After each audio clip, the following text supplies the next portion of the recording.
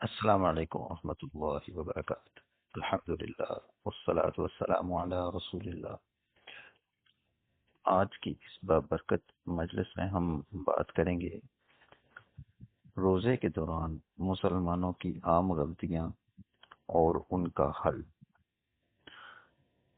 اللہ رب العزت کا قرآن کریم کے اندر فرمان ہے، سورہ بقرہ آیت نمبر 183، اعوذ باللہ من الشیطان الرجیم، یا ایہا الذین آمنوا کتب علیکم الصیام کما کتب علی الذین من قبلکم لعلکم تتقون۔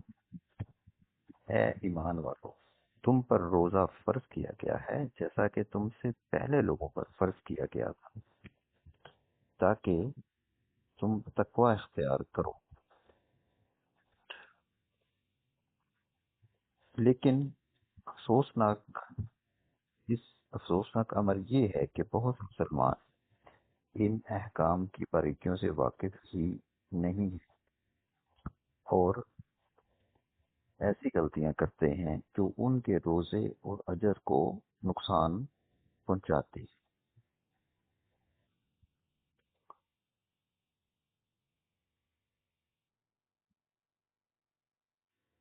روزوں کے احکام کو نہ سیکھنا ایک بنیادی امر ہے جو اس کی وجوہات میں آتے ہیں، بنیادی وجوہات میں شامل۔ روزہ فرض ہے، اس لیے اس کے ارکان، واجبات اور مکروہات سیکھنا لازمی ہے۔ صحیح مسلم کے اندر حدیث نمبر 1155، رسول اللہ صلی اللہ علیہ وسلم نے فرمایا، جب کوئی بھول کر کچھ کھا پی لے تو روزہ پورا کرے، یہ اللہ نے اسے کھلایا پلایا ہے۔ یعنی بھول چوک سے کھا لیا جائے تو اس سے روزہ جو ہے وہ باقی رہتا ہے۔ اچھا،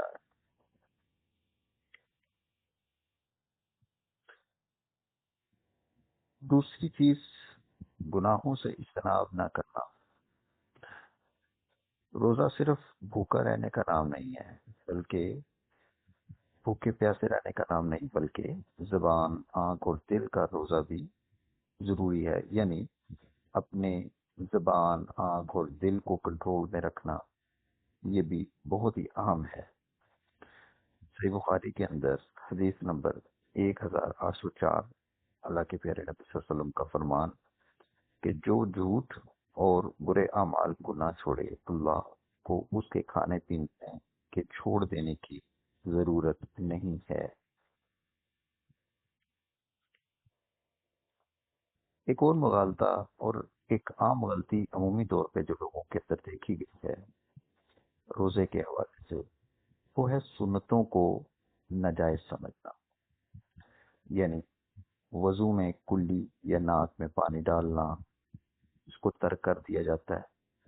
اچھا، مسواک کو چھوڑ دینا، اور تھوک وغیرہ نگلنا جو ہے، تھوک وغیرہ کو نہ نگلنا، یہ سب کی سب غلط فہمیاں ہیں جو روزے کے حوالے سے عمومی طور پہ پائی جاتی ہیں۔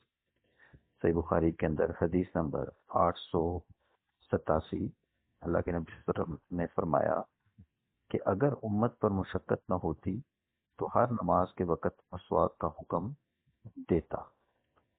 اگر امت پر مشقت نہ ہوتی تو میں ہر نماز کے وقت مسواک کا حکم دیتا۔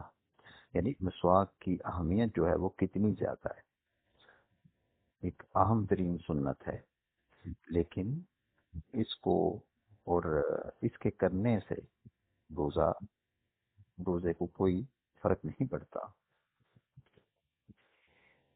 لہذا رمضان کے اندر دوران روزہ مسواک کو چھوڑنا نہیں چاہیے۔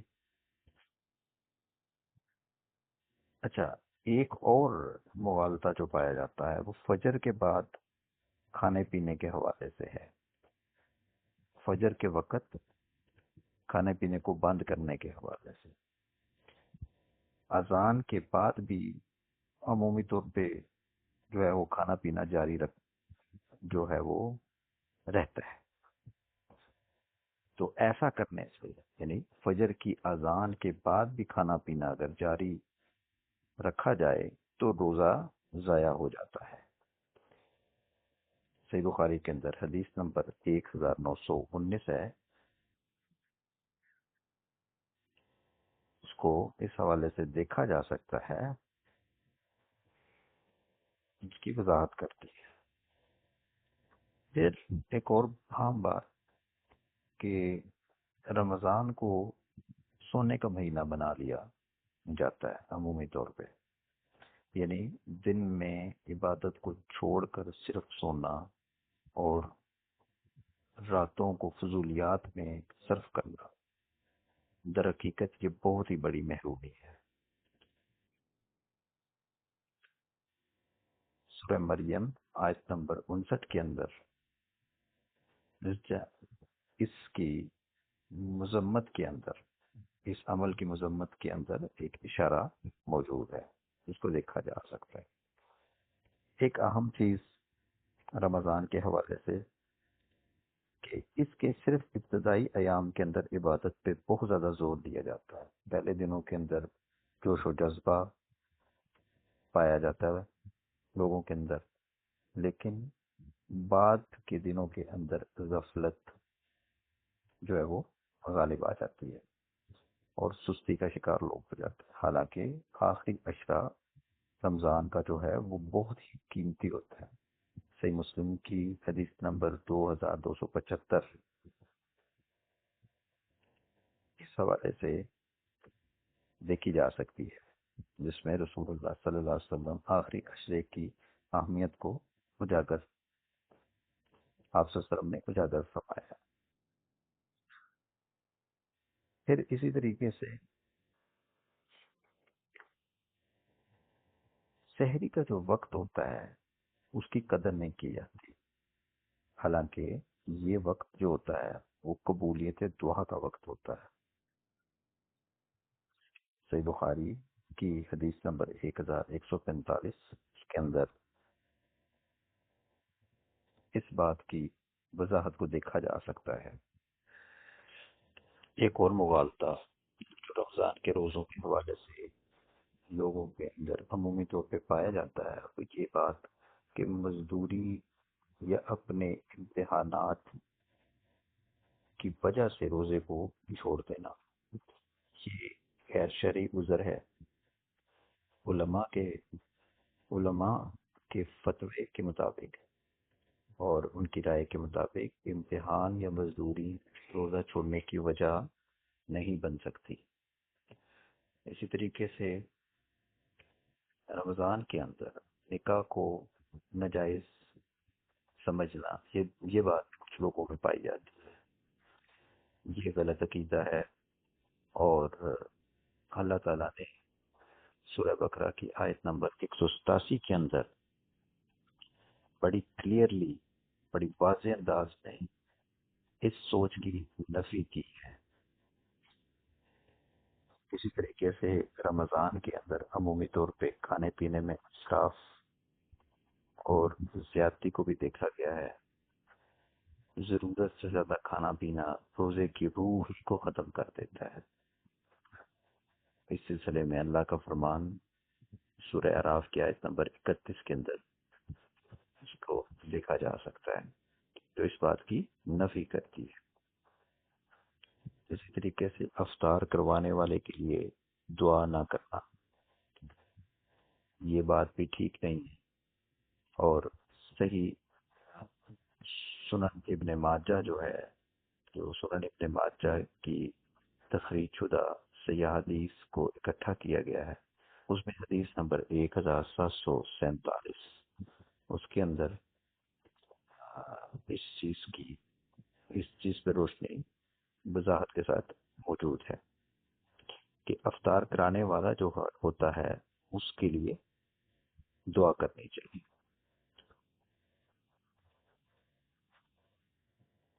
اسی طریقے سے جو پچھلا ایک چیز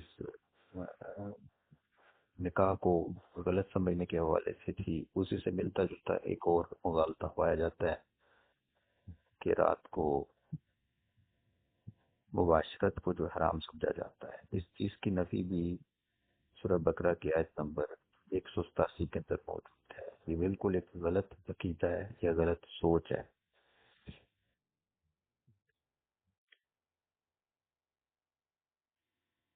اور اس کی نفی اس آیت کے اندر بڑی صراحت کے ساتھ کی گئی کہ مباشرت جو ہوتی ہے رمضان کی راتوں کے اندر وہ بالکل حلال ہے۔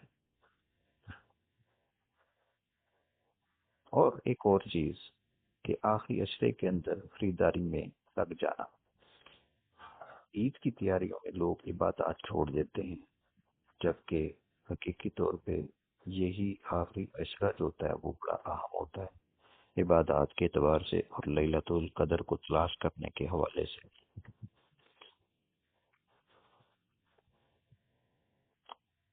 ناظرین، رمضان کا مقصد صرف بھوکا اور پیاسا رہنا نہیں، بلکہ اپنے نفس کو قابو میں رکھنا اور تقوی حاصل کرنا ہے۔ آئیے ہم سب یہ عہد کریں کہ ان غلطیوں سے بچیں گے اور اپنے روزوں کو زیادہ سے زیادہ مقبول بنائیں گے۔ آخر میں گزارش ہے کہ ویڈیو کو لائک اور شیئر ضرور کریں، چینل کو سبسکرائب کریں اور بیل آئیکن کو دبا دیں تاکہ مزید اسلامک ویڈیوز آپ تک پہنچتی رہیں۔ اور یاد رکھیں کہ آپ کی کیا رائے ہے وہ بھی کمنٹ کر کے ضرور بتائیے۔ بہت شکریہ۔ السلام علیکم ورحمۃ اللہ۔